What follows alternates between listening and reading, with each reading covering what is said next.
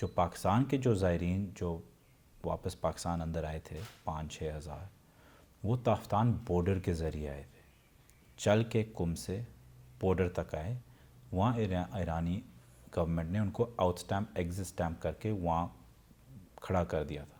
ان کے پاس نہ چھت تھا، نہ سونے کی کوئی جگہ تھی، نہ کھانے کا کوئی کھانا تھا۔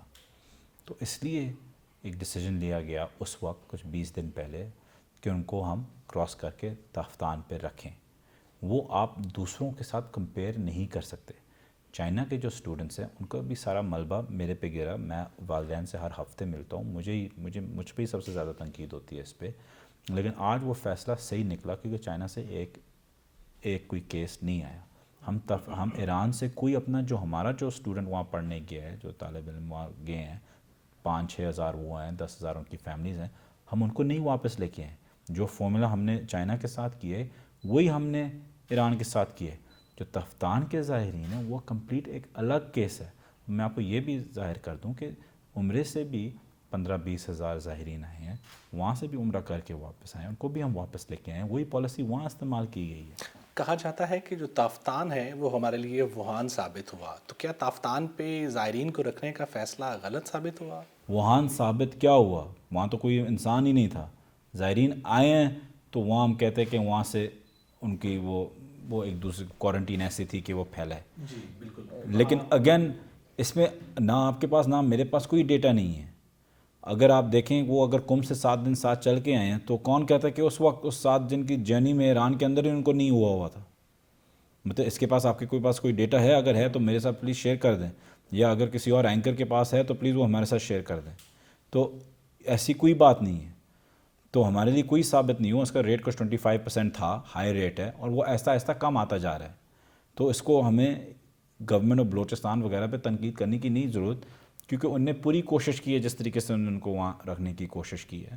بعض سیاسی اور مذہبی لوگوں نے آپ پہ الزام لگایا ہے کہ تافتان سے آپ کے احکامات پہ زائرین کو بغیر وہاں پہ آئسولیشن میں رکھے گھروں کو جانے دیا گیا۔ آپ اس کی تردید یا تصدیق کریں گے؟ دیکھیں، پہلی بات تو یہ میں دونوں چیزوں پہ ڈس ایگری کرتا ہوں، اور ایسی کوئی بات ہے نہیں۔ نہ میری کوئی انوالومنٹ تھی، نہ میرا کوئی فون کال تھا، نہ میرا کوئی انفلوئنس تھا۔ تو پہلی بات تو یہ کمپلیٹ ایک جھوٹ ہے، پہلی بات، اور واضح طور پہ ایک پورا جھوٹ ہے، اور اپوزیشن کا ایک سلانڈر ہے جس کو میں خواجہ آصف کو کورٹ میں لے کے جاؤں گا اس چیز کے۔ دوسری چیز، جہاں تک آپ کہہ رہے ہیں کہ وہاں سے لوگ بھاگے ہیں یا ایسے کچھ زائرین کہ ان کو چھوڑ دیا ہے، مجھے ایک کوئی دکھا دے، کوئی نام نمبر کچھ ہے؟ مطلب ہے کہ میڈیا کو بھی رسپانسبل ہونا چاہیے نا، مجھے دکھا دیں، کوئی آپ کے پاس ڈیٹا ہے مجھے دے دیں۔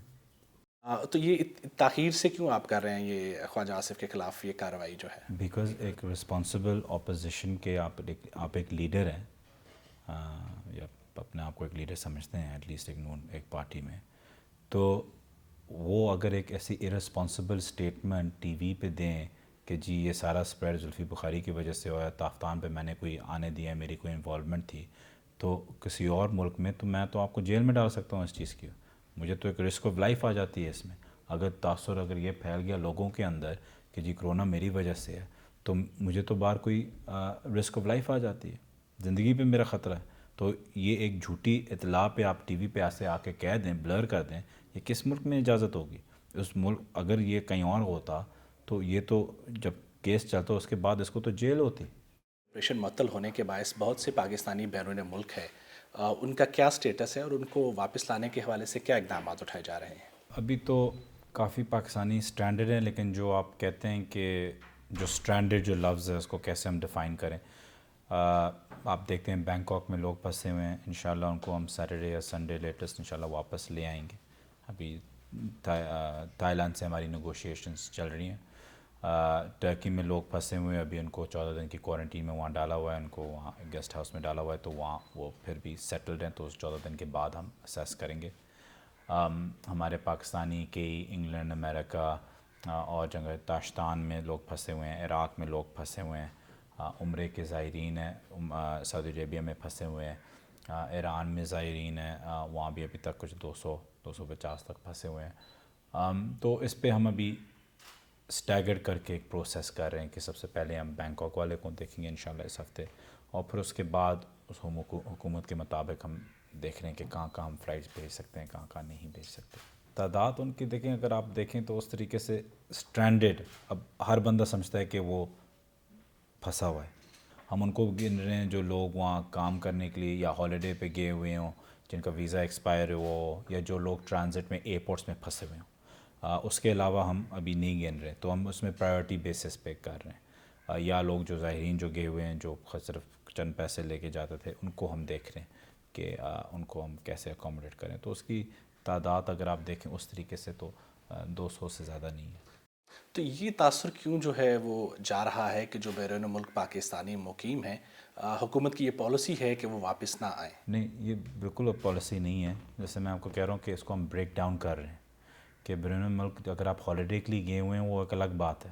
اگر آپ ایک اسٹوڈنٹ ہیں، آپ کا وہاں آپ کا گھر ہے، ریزیڈنس ہے، ڈومیٹوری ہے آپ کی، وہ ایک الگ بات ہے. وہ آپ اس طریقے سے نہیں پھنسے ہوئے.